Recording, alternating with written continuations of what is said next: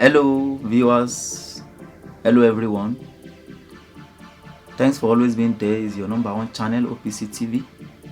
You're welcome once again to the political circuit, where we discuss issues of politics, where we analyze issues that has to do with the citizens, the reaction of the government that we have now, and the corresponding reactions of the citizens as we stand.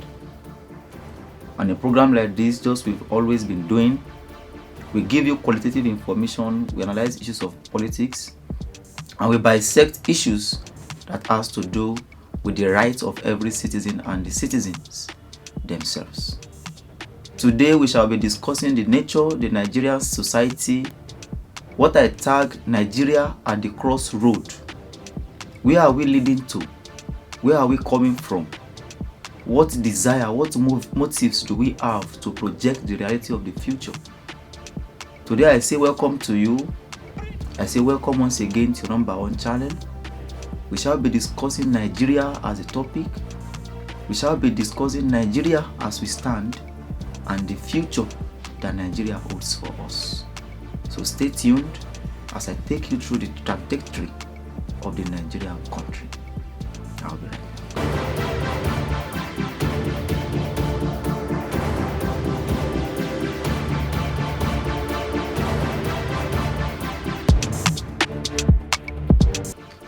Nigeria, as we know, is a country blessed with many natural resources, ranging from culture, from natural blessings by God, from things that only God can do, which dwell in our society, Nigeria. Nigeria, as we also know, is a unified society where we have various or plethora of cultures, and the cultures that the diverse nature of Nigeria encompass is what brings about the beauty of the Nigerian society. Nigeria, as we also know, is an heterogeneous society, meaning it embodies over 250 ethnic groups. Despite this adverse nature or diverse nature of tribes, we still have a unified culture that brings about the beauty of the Nigerian people. That's why many people outside the country do come into Nigeria to come and experience the various cultures that the Nigerian culture embodies. You see a foreigner visiting the East to see the beauty of their culture. You see a foreigner visiting the West to see the beauty of their culture. You see a foreigner visiting the southern parts, the middle belt, to see the beauty of their culture. These cultures being brought together brings about the oneness, the beauty, and the, let me call it, the nature of the Nigerian society. Just like I said, despite the diverse tribes, despite the various cultures, the beauty of Nigeria is unified because it brings about a common stature, a common goal, a common point that every Nigerian is always proud of. When we also go down lane, go into history, you will come to realize the various connections, the various relationships between the various tribes that we have. You see a relationship between the eastern individual with a northern individual. You see a relationship between a southern personality with a western individual. But nowadays what we see oppression as the government of the day. We begin to ask ourselves, where has the relationship, where did we get it wrong? Where have we gotten this relationship, where has it gotten broken that we no longer relate cordial just like we used to have? That will now take me back to history. Tunde Idiagbon shocked the world in 1985. He was in Saudi Arabia when his regime of his best friend, his boss, Muhammadu Buhari, was overthrown. He was declared wanted by the new regime after the regime had arrested Buhari. Saudi Arabia gave Idiagbon immediate asylum without requesting for it, but Idiagbon refused. He said, "I cannot abandon my friend and ally because of fear of death. I believe in one ideology and mission for Nigeria. I will go back to Nigeria to join Muhammadu Buhari. Today, Idi Agbon was a Yoruba man. Buhari was an Hausa man. But yet, Tunde stood firmly when he realized that his friend and boss, Muhammadu Buhari, was in great danger. Are we experiencing this today in Nigerian government? Can an individual from the southern part come out boldly and say he wants to fight for Buhari or fight in favor of Buhari? The government of today would not encourage that, because what we see is oppression, suppression, and the negligence or taking away of the fundamental human rights of every individual. What we see is nepotism and oligarchy in this case. I will also cite another example of Olusegun Obasanjo when he supported Yar'Adua at a point in time. Olusegun Obasanjo was in Copenhagen in 1995 when Musa Yar'Adua was arrested for coup plot, which was supposedly planned by both men. Failed coup plot attracts maximum sentence. Denmark offered Obasanjo asylum, but he refused. He couldn't abandon his friend and deputy in the hand of their accuser. Obasanjo flew back to Nigeria. He was in prison with Yar'Adua. He never abandoned his friend at critical moments. That's a typical example of the oneness that we are supposed to show in our society today. But what we see is nepotism. What we see is segregation. What we see is the taking away of the fundamental human rights of every citizen. It is also noted that the Nigeria that we own today is a society whereby truth is not told. What we hear or see are lies that are beyond or cannot even withstand the human thinking.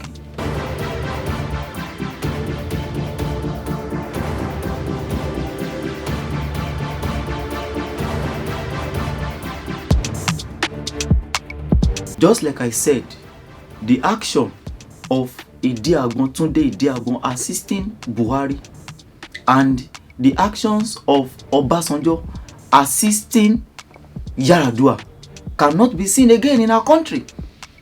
But what we see is segregation. What we see is nepotism. What we see is placing a particular ethnic group above the other. But I would like to say, it is only when mosquito lands on your testicles that you would come to realize that there are other ways to chase it without using violence. Now the country is at what it is today. Many persons are agitating for separation. The Biafrans are taking laws into their hands. Yorubas want to separate because they do not see any benefit of the oneness that we cry every day.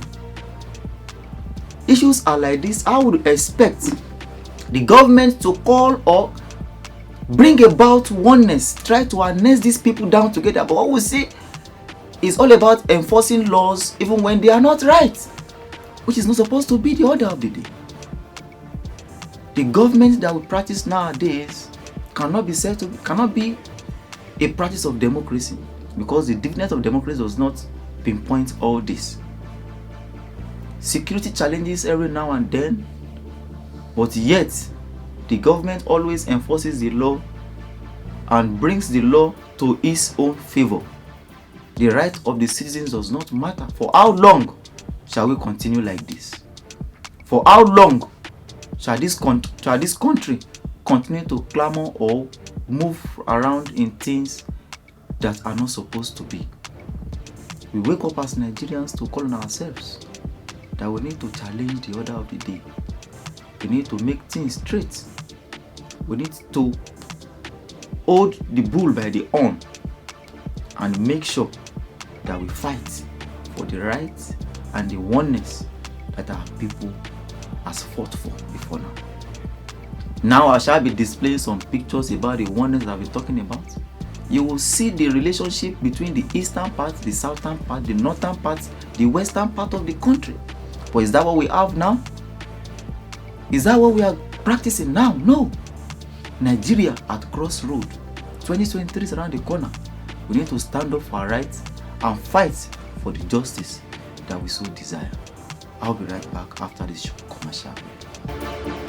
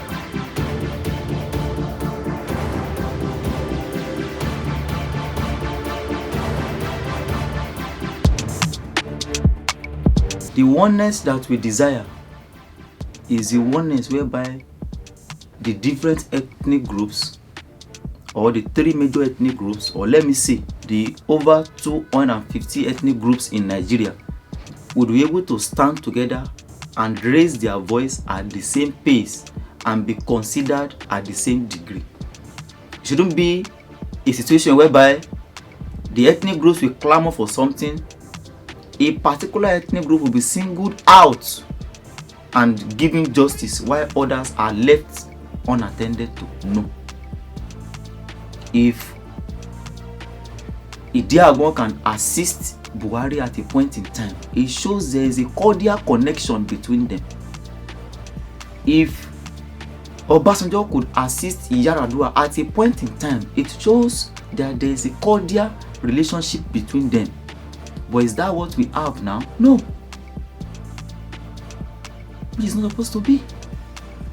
So let us stand up for the oneness that we desire, in as much as we try to understand that at this point in time, the country is facing lots of attempts to separation.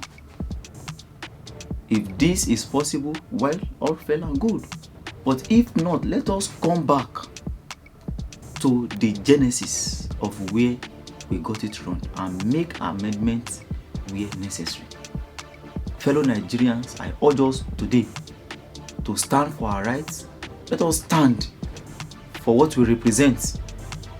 The heterogeneous society of Nigeria shouldn't be divided, because the oneness has been given to us by our forefathers. It must not be separated now. Election is around the corner. The power to vote lies in our hands. Let us choose what is right for us. Let us vote where we're supposed to vote. Let us exercise our franchise by dictating and putting into power those that would have the mind of the citizens at heart. Let us vote for those that would represent us well in this system of election that we've adopted, which is representative democracy. Let us act accordingly. Let us vote accordingly. Let us do things that will make the nature of Nigeria come back to what it was, so that the natural resources that we own will be used for our own good. Let us act accordingly. I remain your host, Elijah Oluwatoyin. Thanks for watching us. Follow us on all our social media platforms. Subscribe to our YouTube channel. Watch us on Facebook. Watch us on Instagram.